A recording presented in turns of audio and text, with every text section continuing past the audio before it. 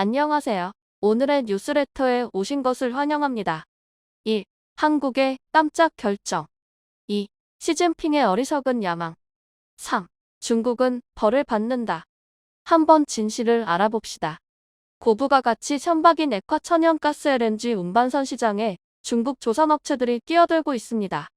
LNG 운반선은 한국 조선업계가 감점을 보이지만 중국 업체들은 가격 경쟁력을 무기로 시장 점유율을 늘리고 있습니다. 최근에는 프랑스 GTT의 지원을 받아 한국 조선업체들이 장악하고 있는 초대형 LNG 운반선 진출에도 속도를 붙이고 있습니다. 그런데 이런 상황에서 한국 기업들이 최근 LNG 운반선 관련 계약을 파기하기 시작했다는 사실이 알려지고 있습니다.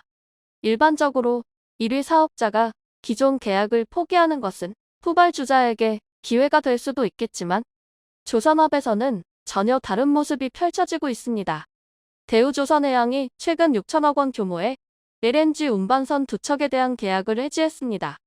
하지만 회사 측은 러시아 리스크와는 다른 성격의 사안이며 오히려 이번 계약 해지가 호재가 될 수 있다고 말합니다. 13일 조선업계에 따르면 대우조선해양은 유럽 지역 선주와 6,500억 원 규모의 LNG 운반선 2척 계약을 해지한다고 공시했습니다. 해지 사유로는 선주 측 계약 조건 미이행에 따른 계약 무효를 들었습니다. 해당 계약은 올해 7월 체결된 것으로 당시 환율은 1달러에 1,312원이었습니다. 계약이 선주사 사정으로 3개월 만에 무산된 것은 다소 드문 사례입니다. 대우조선해양은 선주사 이름을 공개하지 않았지만 해외에서는 해당 업체가 노르웨이 에즈 마리타임 홀딩인 것으로 알려졌습니다. 아바이오 캐피탈 소유의 멕시코 퍼시픽이 추진하는 북미 LNG 프로젝트의 일환이며 선박을 발주하려 했으나 계획에 차질이 생긴 것으로 보입니다. 대우조선의 LNG 운반선 계약 해지는 이번이 처음은 아닙니다. 대우조선은 올해 5월과 7월 러시아발 LNG 운반선 총 2척에 대해 계약 해지를 통보한 바 있습니다. 서방 국가들의 러시아 제재로 러시아 선사가 대금을 지급하지 못하면서 생긴 일입니다. 해당 선박들은 얼음을 떼는 쇄빙 기능이 있는 LNG 운반선인데다 건조가 진행 중이었기에 악성 재고가 될 위험이 있었습니다. 하지만 북극을 두고 러시아뿐만 아니라 미국도 관심을 보이면서 쇄빙선은 충분히 처리가 가능한 상황입니다. 대우조선해양은 이번 계약 해지의 경우 러시아발 수주권과는 전혀 다른 건이라며 문제될 게 없다는 입장입니다. 회사 관계자는 이번에 해지한 계약건은 쇄빙선이 아닌 일반 LNG 운반선인데다 건조는커녕 설계도 들어가지 않아 회사가 피해를 입은 것은 없다고 밝혔습니다. 계약 해지가 오히려 호재로 작용할 수 있는 상황입니다. LNG 운반선 수요가 폭발적으로 증가하면서 도크 선박 건조 공간과 2026년 말까지 거의 꽉 찼던 와중에 2척을 건조할 여유 공간이 새로 생겼기 때문입니다. 게다가 선가도 상승세를 타고 있습니다. 17만 4천 입방미터 입방미터급 LNG 운반선 가격은 지난해 말 대비 16.7% 증가하며 이달 7일 기준 2억 5천만 달러에 이르렀습니다. 실제 한국조선해양이 기존 LNG 운반선 계약을 해지하고 선가를 높여 재계약한 사례도 있습니다. 한국조선해양은 지난해 1월 라이베리아 선사와 1,989억 원에 계약했던 LNG 운반선 한 척을 오세아니아 선사와 3,141억 원에 재계약했습니다. 또 같은 해 7월 같은 라이베리아 선사로부터 4,207억 원에 수주했던 LNG 운반선 2척도 오세아니아 선사로부터 6,282억 원에 재수주했습니다.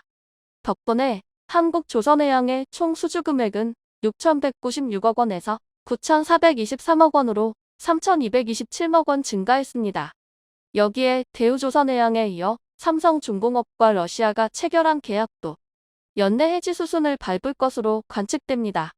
삼성중공업의 실적 타격이 불가피하겠지만 이번 기회에 러시아 리스크를 해소하고 내년 실적 개선세를 굳히는 게 낫다는 평가가 우세합니다.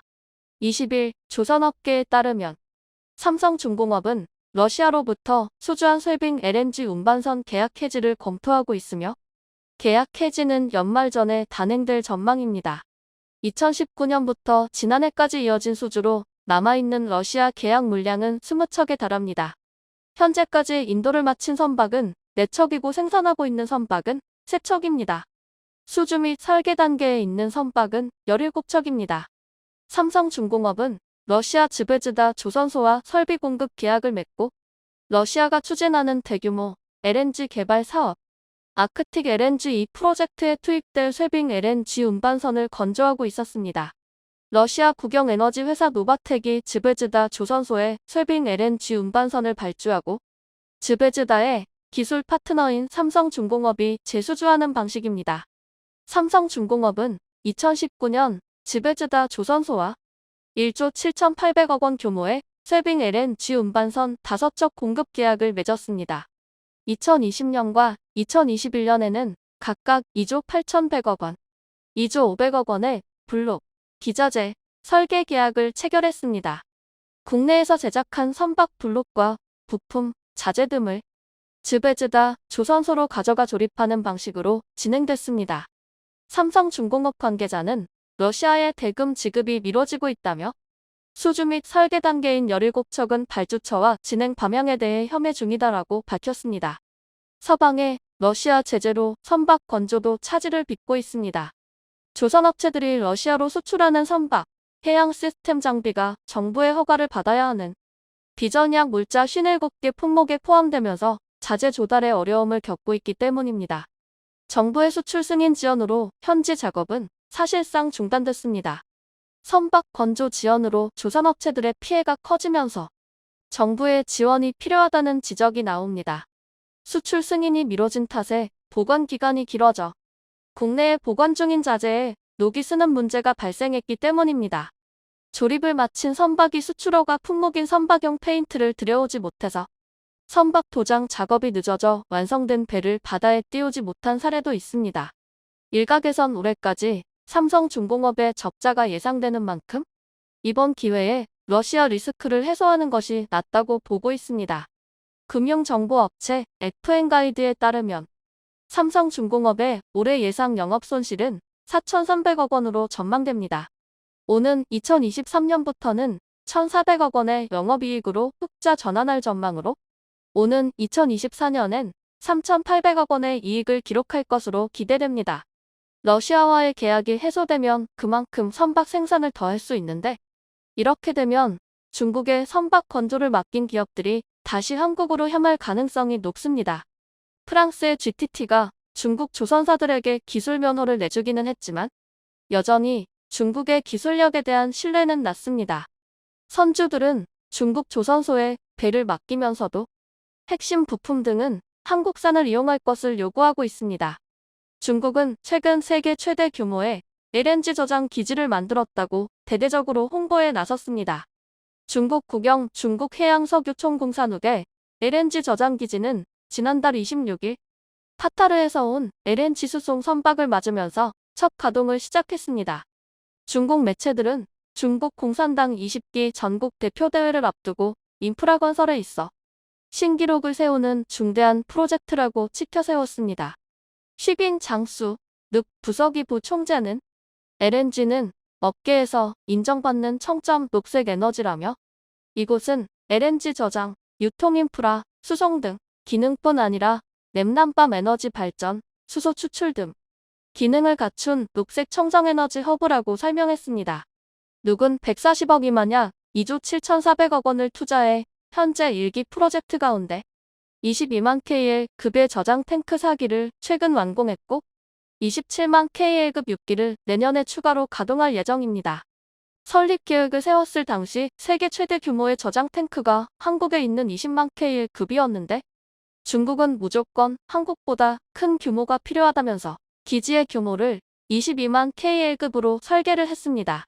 그런데 중국이 기지를 완공하는 사이 한국가스공사는 지난 2017년 강원도 삼척에 있는 LNG 기지에 27만 KL급 저장 탱크 3기를 세계 최초로 준공했고 당진 LNG 기지에는 27만 KL급 저장 탱크 4기를 2025년 완공할 예정입니다.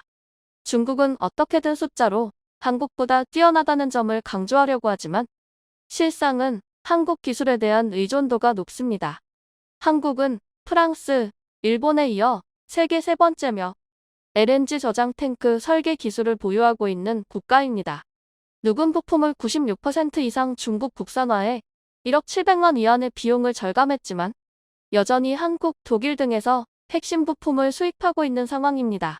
현재 중국이 LNG 선박 시장에서 조금이라도 물량을 확보할 수 있는 것은 결국 전적으로 한국의 생산 능력이 한계에 다다랐기 때문입니다. 그런데 한국이 러시아와의 계약을 취소함에 따라 굳이 중국에 선박 건조를 맡겨야 할 이유는 없습니다. 그나마 한국에게 거절당한 러시아만이 중국에 선박 생산을 부탁할 수 있는 정도입니다. 여기에 핵심 부품의 경우 한국을 비롯한 서구권 국가에게 공급받는 상황으로 언제든지 중국의 LNG 운반선 생산을 막을 수 있는 상황인 것입니다. 한국 기업들의 과감한 결정이 LNG 운반선 시장에서 한국을 따라잡으려던 중국에게 치명적인 타격을 입힐 것으로 보입니다. 심지어 최근 정보에 따르면 중국의 중요한 경제 부문이 파괴되고 있습니다. 최근 중국에서 시진핑이 기업계 인사들을 줄줄이 체포하고 있다는 소식이 들려왔습니다. 이번에 시진핑의 눈밖에 난 사람들은 대부분 중국 반도체 기업의 핵심 인사였는데요. 국가가 주도해서 중국 내 반도체 사업을 조직적으로 지원하던 반도체 굴기를 내세운 지 10년이 조금 넘은 시점에서 시진핑의 칼춤이라는 뜻밖의 소식이 들려오자 업계는 충격에 빠졌습니다. 미국이 바이든의 일합법을 통해 반도체 업계도 쥐고 흔드는 가운데 중국까지 어마어마한 자본을 투입한 자국 반도체 산업의 체질 개선에 대대적으로 나선 상황이라 틈바구니에 끼어 있는 또 다른 반도체 거물 삼성의 전 세계에 이목이 집중되고 있습니다. 어떤 상황인 것인지 한번 자세히 알아보겠습니다. 중국의 시진핑이 내세운 반도체 굴기는 2010년대 10%에 불과했던 반도체 자금률을 2025년 70%까지 끌어올리겠다는 계획입니다. 시진핑이 원한 그림은 모든 힘을 집중해 큰일을 이뤄내는 중국 공산당식 거국 체제의 재림이었습니다. 중국은 1960년대 말 이를 통해 소위 양탄일성으로 묶어 부르는 원자폭탄, 수소폭탄, 인공위성을 개발해내는 저력을 뽐낸 적이 있었고 시진핑은 중국이 반도체 분야에서 다시 한번 이런 기적을 만들어낼 것을 기대하고 있었죠. 이를 위해 중국은 수년에 걸쳐 천문학적인 규모의 국가 투자금을 자국 반도체 업계에 쏟아부었는데요. 그 결과는 초라하기 짝이 없었습니다. 시장 조사에 따르면 2021년 기준 중국의 반도체 자금률은 16.7%에 불과해 자신있게 내세웠던 반도체 굴기는 밑빠진 독에 물붓기였다는 사실이 만천하에 드러났습니다. 한편 쏟아부은 투자금이 무색하게도 중국의 반도체 기업들은 올해 들어 줄도산을 하고 있는 모순적인 상황이 지속되고 있습니다. 올해 8월 말까지 등록이 말소된 중국 반도체 기업은 무려 3,470곳이나 되죠. 수십조 원 규모의 금액을 집어삼키고도 성과는 거의 없고 오히려 후퇴하고 있는 이런 상황에 공산당과 시진핑은 인내심이 바닥난 모양인데요. 마침내 칼을 빼들고 중국 내 반도체 업계를 겨냥한 대규모 조사 혹은 숙청에 돌입했습니다. 업계에 일대 피바람이 부는 가운데 부패와 비리에 연루되어 수많은 관계자들이 수갑을 찼습니다. 2018년 시진핑이 YMTC 공장 시찰 당시 최측근에서 수행했던 자오웨이 전 YMTC 회장이 대표적인 예시입니다. 자오웨이기는 칭화 유니그룹, YMTC 등 반도체 굴기의 대명사와도 같은 기업들의 회장을 역임했던 인물인데요. 지난 8월 베이징 자택에서 체포된 그는 현재까지도 중국 정부의 조사를 받고 있으며 그가 받은 혐의는 일감 몰아주기입니다. 개인 소유 회사의 칭화 유니 계열사의 일감을 몰아줘서 국가 투자금을 착복했다는 것입니다. 자오웨이기는 한때 업계에서 반도체 광인으로 불리던 초거물이었습니다. 그의 진두지휘하에 칭화 유니는 2013년 스프레드 트럼을 17억 8천만 달러에 2014년에 아라라 마이크로를 9억 700만 달러에 각각 인수하여 합병까지 해버렸고 한때 대만의 TSMC까지 적대적 인수합병의 먹잇감으로 삼으려고 했습니다. 심지어 2015년에는 미국 메모리 업체 마이크론을 230억 달러에 집어삼키려 했지만 미 의회의 반대에 부딪혀 포기한 바 있습니다. 결국 칭화 유니는 무계획적인 투자와 몸집 불리기로 인해 파산 구조조정 절차를 받게 되었고 경영진 역시 줄줄이 낙마한 바가 있어 시진핑은 자오웨이키를 체포해 그 책임을 묻고 있는 것으로 보입니다. 얼마 전에는 국가공적자금관리회사 중 하나였던 라이온펀드의 총책임자 아오청원이 당국의 조사를 받고 있다는 보도가 중국 매체를 통해 나왔는데요. 2018년 말 760억 원 규모에 불과했던 라이온펀드는 1년 만에 1조 3,300억 원 규모로 급성장했고 작년 말에 이르러서는 6조 5,200억 원 규모로 비정상적인 성장세를 기록한 바 있습니다. 그간 언론 보도 등으로 알려진 바에 따르면 이 거대한 운용 자금의 대부분은 역시 반도체 산업에 투입되었는데요. 올해 상반기 라이온펀드의 순이익은 전년 대비 42.3%나 감소했고 이 때문인지 아니면 개인적인 착복 때문인지는 알 수 없으나 아오청원이 구체적으로 어떤 범죄를 저질렀는지는 알려지지 않은 채 그저 심각한 규율 및 법률 위반 혐의로 중국 정부한테 끌려간 상황입니다. 이렇게 줄줄이 거물들이 비리 협의로 숙청되는 가운데 중국이 그간 쏟아부은 공적 자금의 행방을 쫓고 관련자들의 부패 일삭을 잘라내는 데는 적지 않은 시일이 소요될 전망입니다. 중국 반도체 굴기가 허망하게 실패한 원인은 이렇듯 업계 전반에 만연한 심각한 부패입니다. 중국이 반도체 굴기를 위해 2번에 걸쳐 모은 대기금은 2014년에 27조 6천억 원, 2020년에 50조억 원에 달합니다. 그리고 이렇게까지 큰 돈이 모이자 아니나 다를까 사기꾼들이 파리떼처럼 꼬인 것입니다. 2017년 설립된 반도체 업체 HSMC는 이 대기금을 노리고 상상을 초월하는 사기극을 벌여 지금까지도 회자되고 있죠. HSMC는 대만 TSMC 출신 반도체 거물 장상희를 CEO로 영입하는 한편 네덜란드 반도체 장비 업체 아줌로부터 첨단 노광기를 도입하며 중국 내에서 유일하게 7나노급 칩을 생산할 수 있다며 선전에 나섰습니다. 그런데 3년이 지난 2020년 중국 언론이 HSMC의 공장 건설 현장을 답사하고는 그곳에는 기본적인 철골 외에는 아무것도 없었다는 보도를 냈죠. HSMC는 그 후 등록을 말소하고 흔적도 없이 사라져버렸습니다. 이런 일이 비일비재하게 일어나다 보니 수십조 규모 자금을 긁어 모아서 요란을 떨었던 것에 비해서 중국 반도체 산업의 현실은 참담하기 짝이 없습니다. 양적으로는 여전히 90%에 가까운 국내 수요를 수입에 의존하고 있고 질적으로는 기술 수준이 고작 14나노 공정에 머물러 있습니다. 다들 나랏돈 뜯어먹기에 바쁜 나머지 자신들이 최첨단 기술 산업에 몸담고 있다는 사실을 망각하고 RD에 투자하지 않는 것입니다. 첨단 산업은 말 그대로 인류 기술이 발전을 거듭한 끝에 서 있기 때문에 첨단입니다. 발걸음을 멈춘다면 바로 다음 순간에 도태되는 겁니다. 이런 정신을 뼈에 새기고 매 순간 발전하기 위해 피나는 노력을 하는 기업이 바로 한국의 삼성입니다. 지난 5일 삼성전자는 미국 실리콘밸리에서 삼성 테크데이 2021을 개최해 반도체 기술 초격차를 실현하기 위한 로드맵을 공개했습니다. 현장에서 최시영 파운드리 사업부장은 오는 2027년에는 1.4나노 공정을 도입해 글로벌 파운드리 시장에서 앞서 나가겠다라며 삼성이 가장 앞서 있는 미세 공정을 더욱 발전시킬 것을 표명했습니다. 삼성전자는 세계 최초로 상용화한 3나노 공정에서 멈추지 않고 GAA 트랜지스터 기반 공정 기술 혁신을 지속해 2025년에는 2나노, 2027년에는 1.4나노 공정을 도입할 계획이라고 발표했는데요. 파운드리 업계 1위를 고수하던 TSMC는 뒤늦게 삼성의 초미세 공정 기술을 따라잡기 위해 애쓰고 있는데요. TSMC는 이제서야 3나노 공정에 들어갔고 2나노와 1.4나노 공정을 개발하려고 시도하고 있다고 하지만 삼성과는 달리 정확한 계획을 밝히고 있지 않습니다. 삼성은 이에 그치지 않고 내년부터 세계 최초로 5세대 10나노급 D램을 양산할 것이며 2030년까지 첨단 V낸드를 개발하겠다는 포부도 밝혔습니다. 기술 개발에 박차를 가해 경쟁사들의 추격을 허락하지 않겠다는 것입니다. 경쟁사들은 현재 4세대 14나노급 D램을 생산하고 있습니다.